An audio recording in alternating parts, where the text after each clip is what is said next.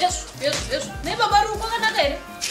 Kwakanaka. Akuresh. Kuzoita semuda kurogwana nemunoita. Ayo si fight iyi jogging maimwa. Jogging ma. Ndoinonzi jogging yakurakunorowa because pane zvandawerenga nhasi kandi ukangojoga chete stress inopera si. Makazvitanga riniko zvekujoga. Saizi dzinenge dzichingokudza, dzinzi stress inopera. Saka totenda tose tine stress tose. Iwe. Ani ndiri musoro wemba here. Musoro wemba ndo unotungamira kumboona kuti method ikutaurwa iyi inoshanda here. Iwe uchizotera. Mangwana ndo patinoenda tese nhasi ganibwera ndega. Ndoda kujoga makapfeka ziparashuti rakadai here zvakapoitika kupani vanhu vanjoga vakapfeka mashuti. Unoona iyi trouser isiri kujoga pachi African. Kwete zvepachiyungu. Kweyo zvauri kutaura wakapfeka gogo panapa kubvunza. Saka zvigogo zvangu dzine basa riri.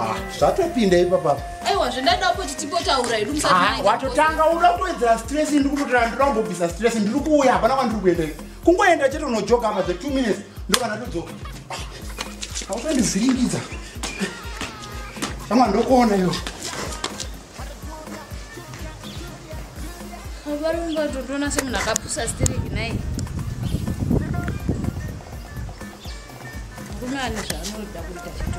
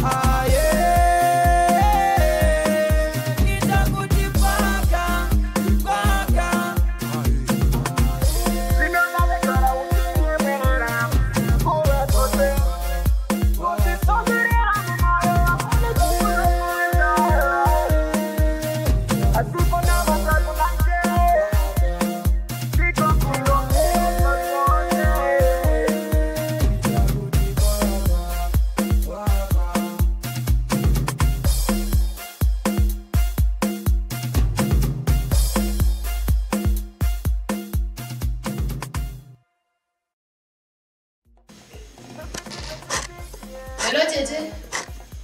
Mamukasezvei. Kunokutamuka nekuswera kuti mbori right here. Hamuna kumbonzwawo baba ru. Vangobuda tete makusenseni vachanzi ndiri kuenda kunojoga kuma 8 ike zvino zvandimukunadza tova kuma 3 havasi kubatika apa vasiya foni ndatomboedza kufonera friend yavo yati haina kumbovaona. Handinyazoziva ini kuti vananga nekupi chaizvo because vangobuda vakansiya ndichitsvaira. Ndodine tete okay tete vabva vasvika regai nditombotaura navo ndokufonerai. Kuna ivo varu kwakanaka kujoga harudzii kwokuti shwa munoita 10 hours muri kundojoga mandojoga kundosvika kumasvingo asi mazamairoga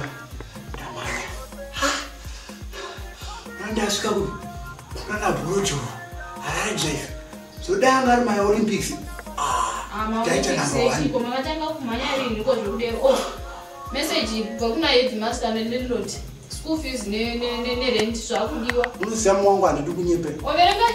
Handisi tombokwanisa nekuiverenga message iyo because unoona ndafenda pandafendera pandandonyazoziva pandafendera kuna naBorodo. Baba rumatanga nema handidi zvokuitwa semana mudiki.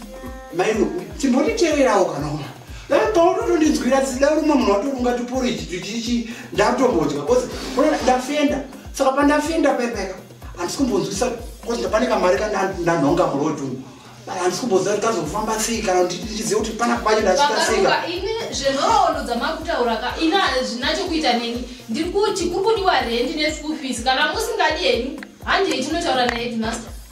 Chimbomira unogona kuenda kutaura navo zvako kuzi imi muchisara panapa Mairu, zvimozana unofanira kundinzwisisa kana ndichiti ndafenda ndinzwi rotsitsikana kumana. Unoita sei? Ndinokufendesa here.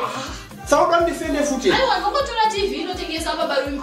Ndonobhadharira mwana school fees because nanhisi ngaswera ndichita stress kana mwana achidzoka every day pana parendi kudiwa. Tongotora chimwe chinhumba totengesa. Alright, iwe uri murodo wacho mawadzana ndafenda. Zvapera. Nokuti aba babaru wangu afenda saka. Vachati kana varikola vanozoita sei? Vanozotaura nini? Zvapera. Kwa head unokwasendera message aba babaru wangu ofenda. Andozona. Kozi ndiri kuudza ndafenda, haukundi believe. Papa wenda. Arabuda jepotrango sa. Ndiri ndivana uku. Ndotoramba ndakabaira bonda ndafenda. Tunochichobuda. But ndamhanya. Ndotosaka chekudya mavuto.